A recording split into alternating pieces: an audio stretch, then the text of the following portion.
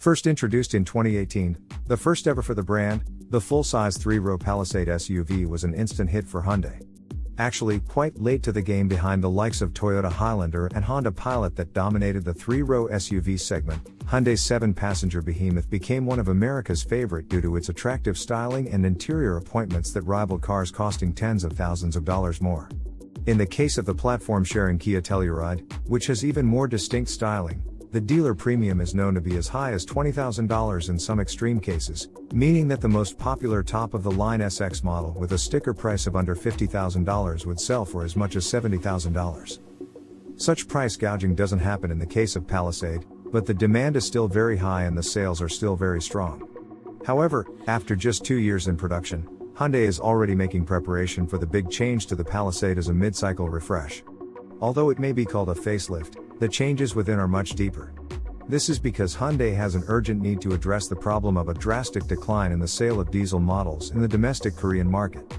Considering that the diesel model accounts for the bulk of the Palisade sales in Korea, and the decline in the popularity of diesel and pure ICE engines in general, due to the flooding of the market by more efficient hybridized and electrified vehicles, including the first ever dedicated EVs such as the IONIQ7 and the EV6. As a result, customers in Korea are turning away from any cars that do not offer some form of electrification.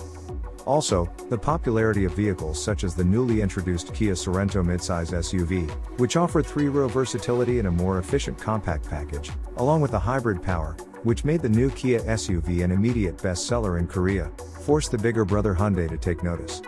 As mentioned in our prior video regarding Kia Sportage, Kia has actually surpassed the sale of Hyundai last year, a feat that didn't seem possible at all since 1998 when Hyundai took over struggling Kia.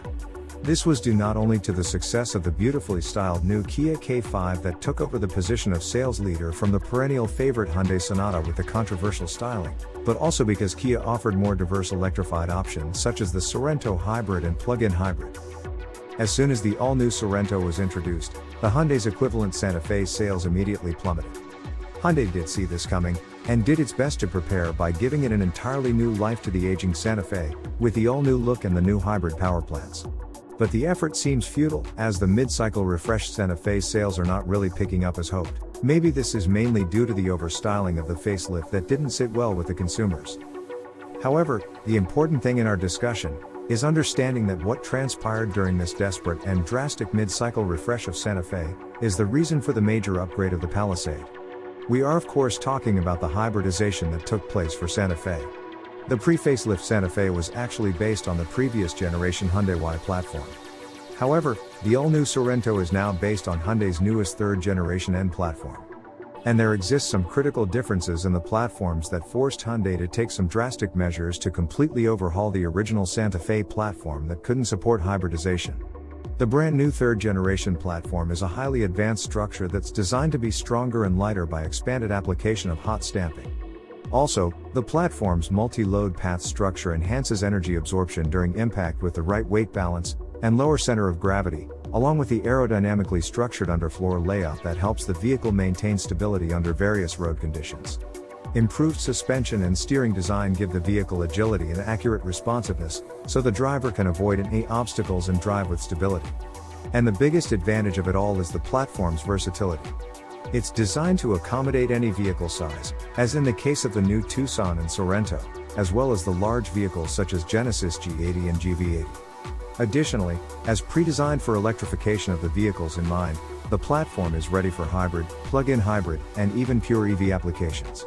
It's also pre-wired to offer over-the-air or OTA online update features, as well as to provide V2L or vehicle-to-load function that extracts electricity from the vehicle's battery to be used for charging laptops, domestic appliances, and even another EV, as seen in the application of such technology in the third-generation platform-based derivative electric vehicles such as the Electrified G80. All of these sound familiar?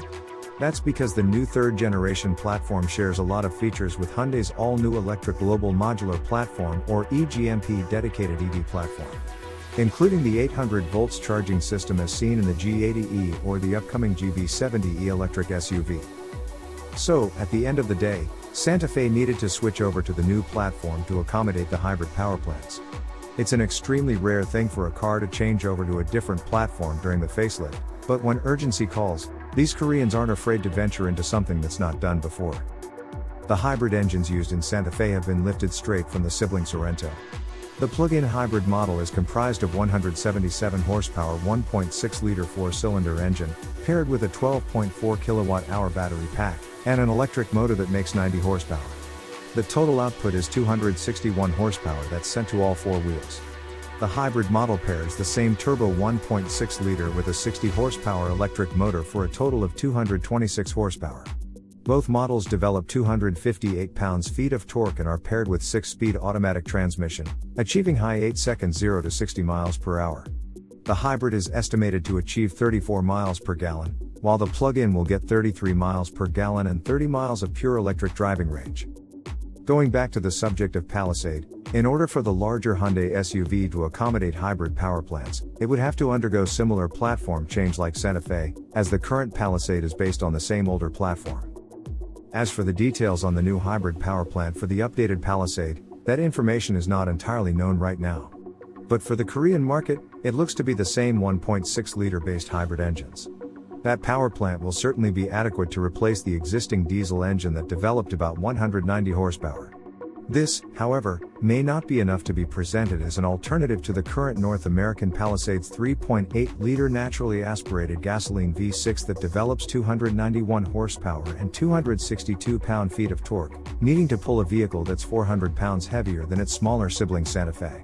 So, we anticipate that the North American hybrid Palisade would come with more power to satisfy the power-hungry consumers.